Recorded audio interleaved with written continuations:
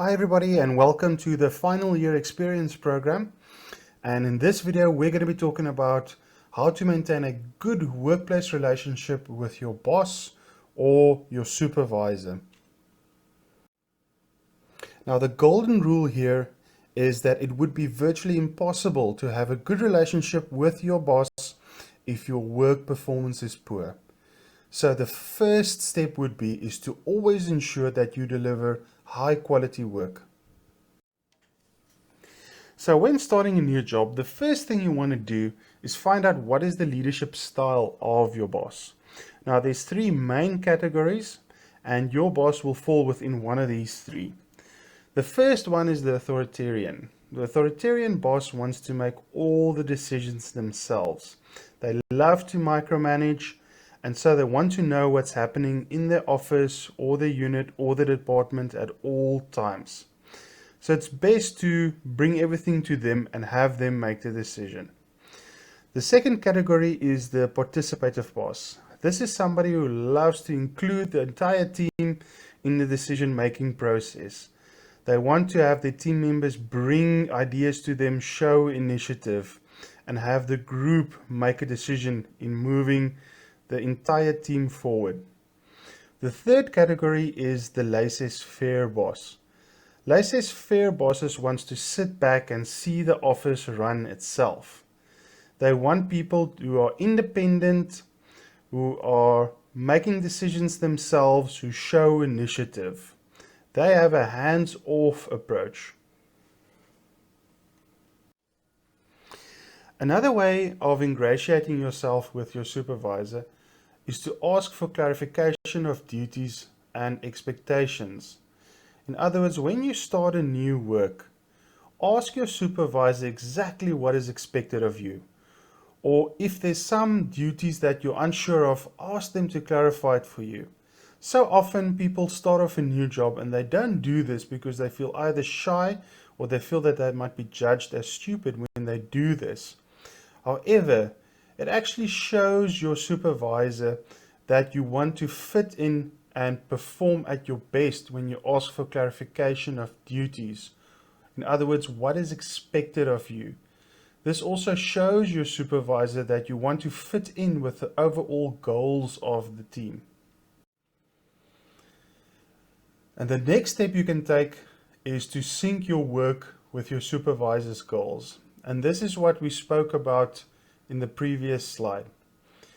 Sometimes when you start work, it's very easy to get sidetracked with work that doesn't quite fit into the goals of the team. So any team that you work in will have goals in terms of where the unit or the department is moving towards. And it's so important that whatever you do, whatever work you do, is in sync with the goals that the supervisor has for the team. So make sure at all times that whatever you're busy with fits in with the goals of the supervisor.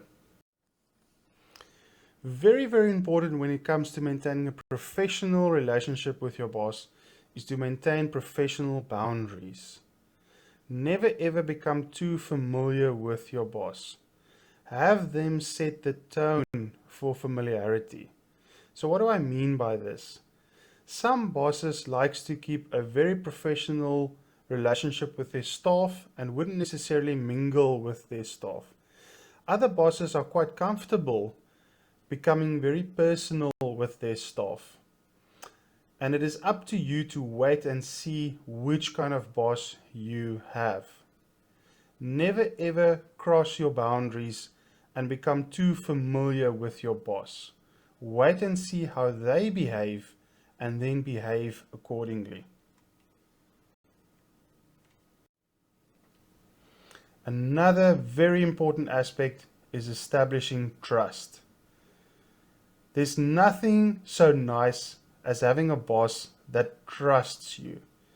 And it takes sometimes a lot of time and effort to establish that trust, but it can take a few seconds to destroy that trust. So how do you establish trust with your boss? First of all, do what you say you're going to do. Always deliver work of high quality, as we discussed earlier in this video. And also do your job even in the absence of your boss. That will show your boss that he or she can trust you to do what you need to do, even if they are not looking over your shoulder. Once you have the trust of your boss, that is a very good way of having them support you and moving up in the company. The final point that I want to discuss with you guys is demonstrating a positive attitude. Now, attitude can be very infectious for the company's atmosphere, and this applies to positive and negative attitudes.